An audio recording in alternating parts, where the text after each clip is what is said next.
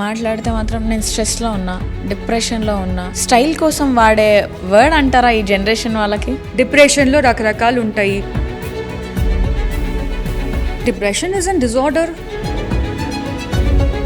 So ma'am, ఇవన్నీ overcome చేయాలి అంటే డెఫినెట్గా మనం స్ట్రాంగ్ అవ్వాలి. 3 months నేను 10 sessions కాగ్నిటివ్ బిహేవియరల్ థెరపీ అని ఐ ఆల్సో డూ థెరపీ. భార్యాభర్తల మధ్య కమ్యూనికేషన్ కూడా తగ్గిపోతుంది అని అనుకోవచ్చా? ఒక జనరేషన్ మీద ఒక ఎక్స్పెక్టేషన్స్ పెట్టుకొని ఇంకొక జనరేషన్ వాళ్ళు పుష్ చేస్తున్నారు. కాలం మారుతున్నప్పుడు కాలంతో పాటు మనం కూడా మారాలి.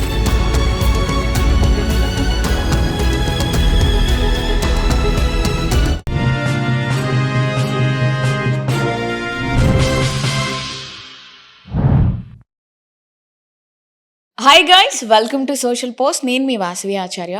ఇవాళ రేపట్లో చాలామందికి stress, depression, love breakup, marriage breakup ఇలా అని చెప్పేసి మేము మెంటల్ హెల్త్ని, ఫిజికల్ హెల్త్ని చాలా డిస్టర్బ్ చేసుకుంటున్నారు. సో అసలు అలా ఎందుకు అవుతుంది, రీజన్ ఏంటి అని చెప్పేసి మనతో మాట్లాడడానికి ఈరోజు సోషల్ పోస్ట్లో ఉన్నారు doctor Mridula and neuropsychiatrist. మేడంతో ఒకసారి మాట్లాడదామా? Hello ma'am. హలో అండి. భార్యాభర్తల మధ్య కమ్యూనికేషన్ కూడా తగ్గిపోతుంది అని అనుకోవచ్చా? ఎస్, దాని వల్ల డివోర్స్ అవ్వడం కానీ, బ్రేకప్స్ తీసుకోవడం కానీ, ఆ కమ్యూనికేషన్ గ్యాప్ వల్ల లవ్ తగ్గిపోవడం కానీ ఇలాంటివన్నీ జరుగుతున్నాయి. బట్ ఇలా అవ్వకుండా ఉండడానికి మనం ఏం చేయాలంటారు? ఒకటి హస్బెండ్ వైఫ్ మధ్యలో కమ్యూనికేషన్ దానివల్ల డివోర్సెస్ కంటే it is become more of financial things.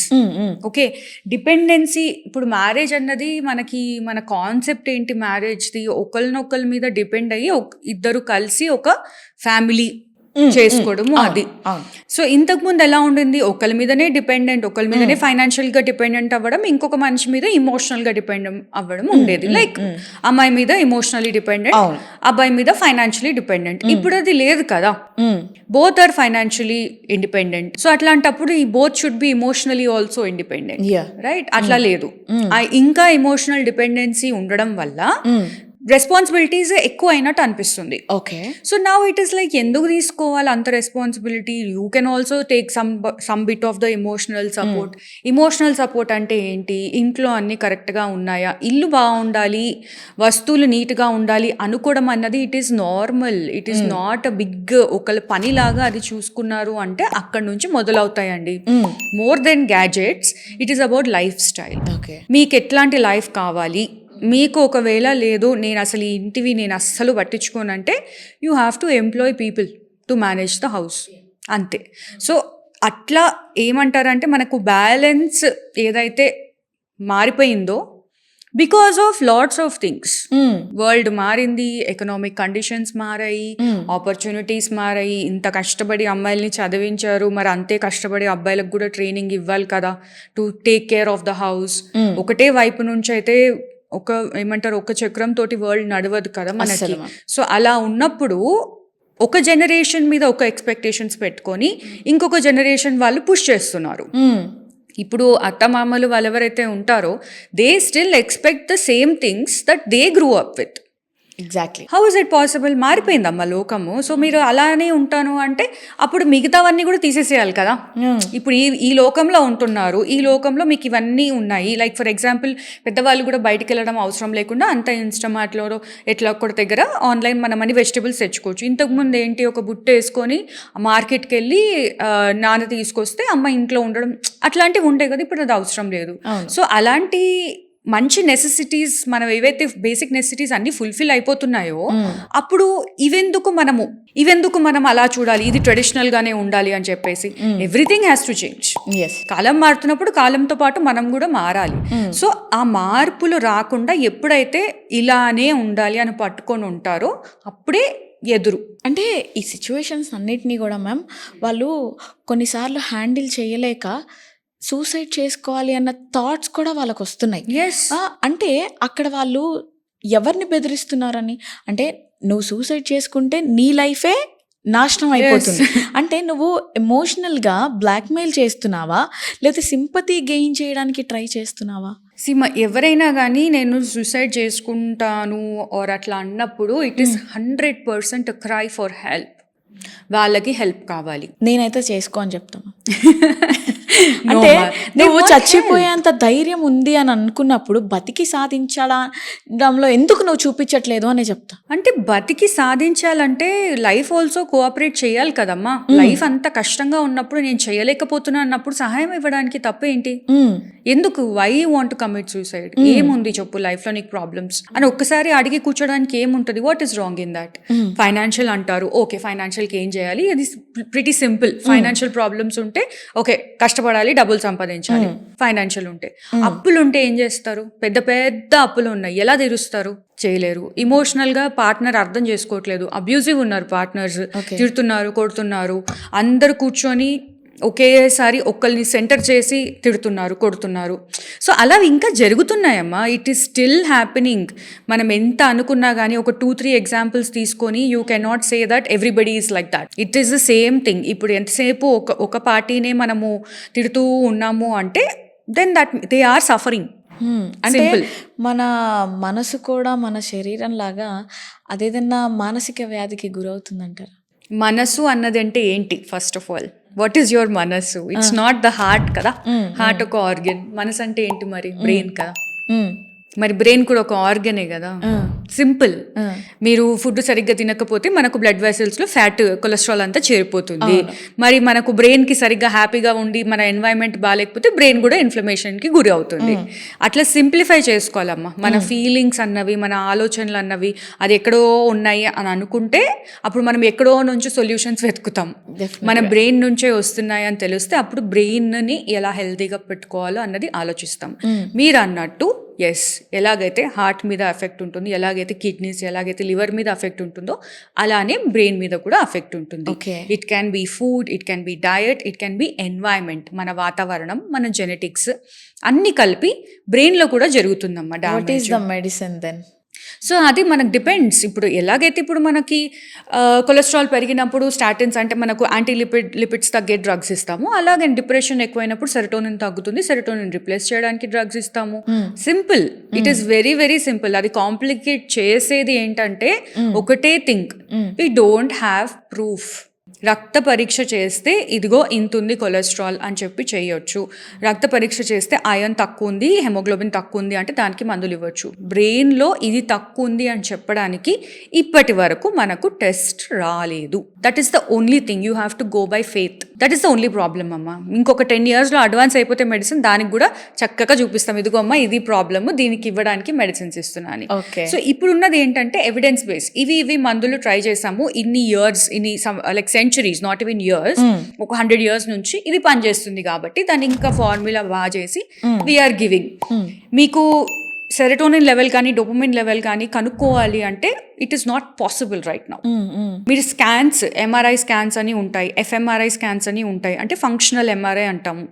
అది కూడా స్కాన్ చేసినప్పుడు మనకు ఆక్సిజన్ ఎక్కడ డిస్ట్రిబ్యూట్ అవుతుందనే తెలుస్తుంది, కానీ ఈ న్యూరో ట్రాన్స్మిటర్స్ ఎక్కడ ఎక్కువ డిస్ట్రిబ్యూట్ అవుతుందో తెలియదు. సో మనకి ఇంకా we are at that level where we can only see the blood, not the cerebrospinal fluid అంటాము, న్యూరాన్స్ అంటాము. ఇవి మనకు చూసేది basically medicine hasn't advanced that much. That is all there is to it. Okay.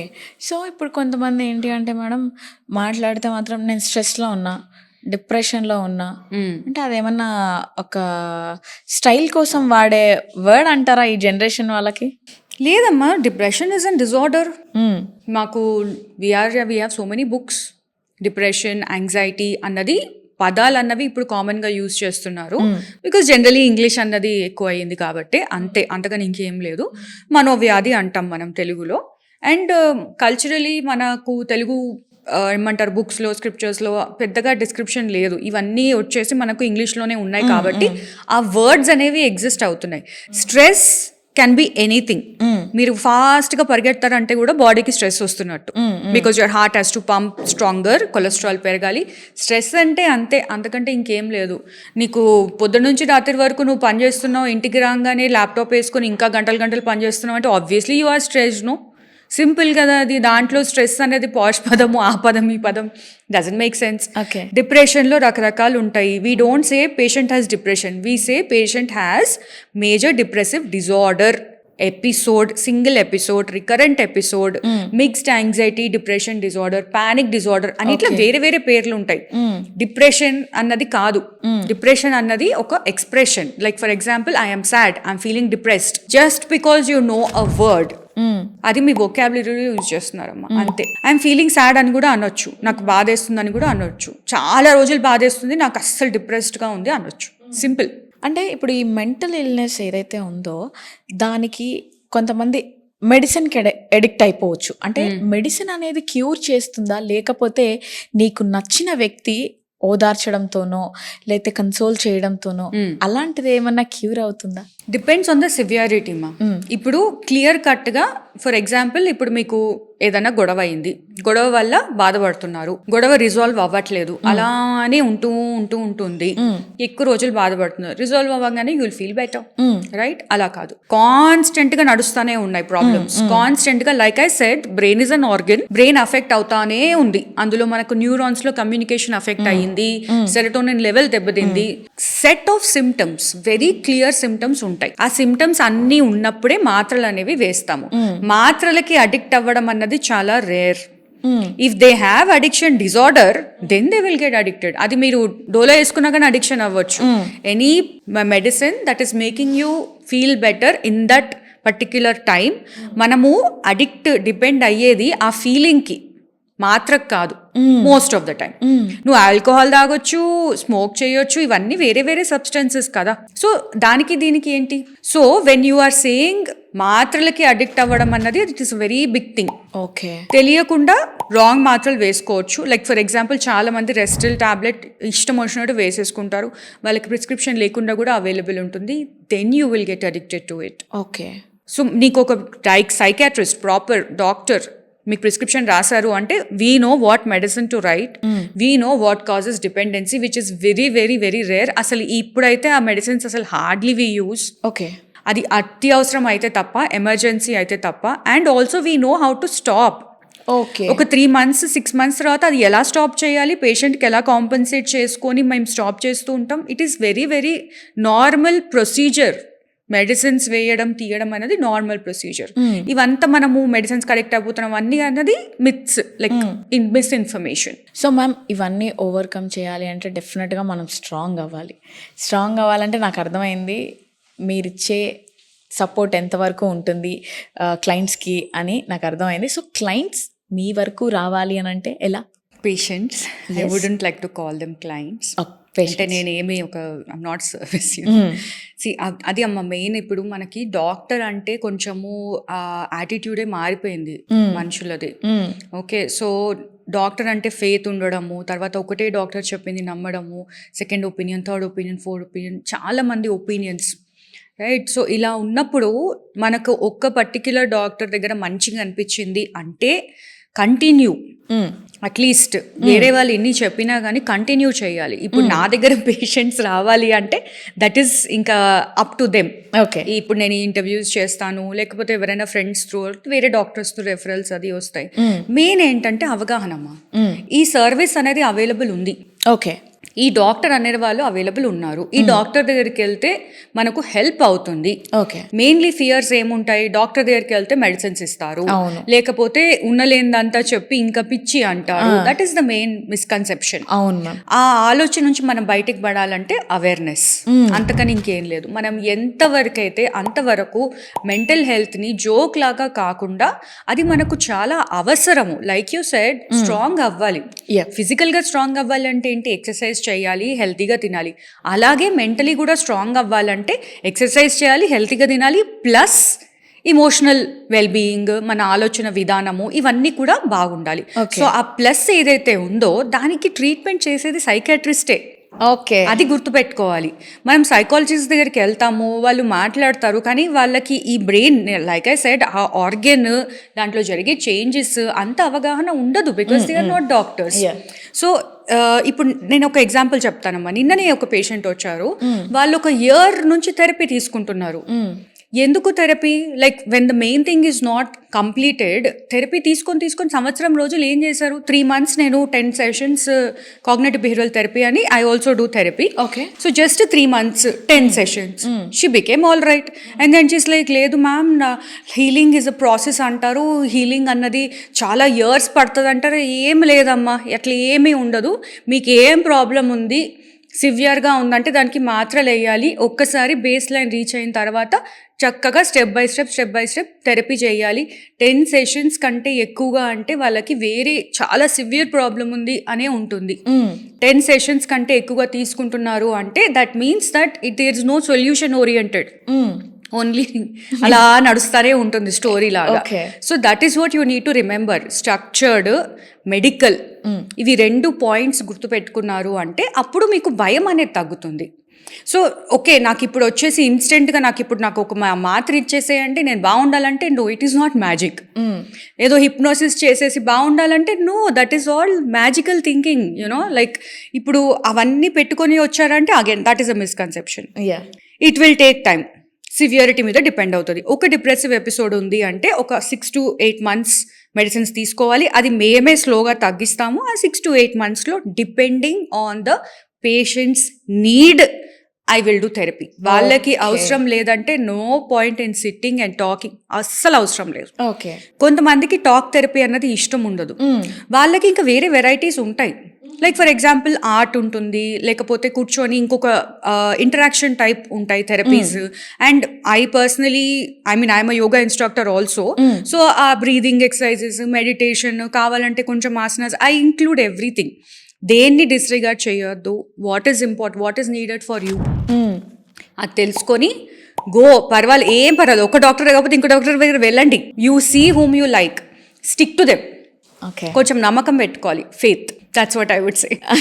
అంటే doctor లేదో దేవుళ్ళు చేసేస్తారు అని కాకుండా మనం కూడా చేసేది చెయ్యాలి అని. Yes, absolutely. మీరు ఎవరెవరు అక్కడ కాకుండా జస్ట్ అట్లీస్ట్ ఒకరి మాట వినండి, అంతే. So thank you so much ma'am. చాలా వాల్యుబుల్ పాయింట్స్ మాకు చెప్పారు.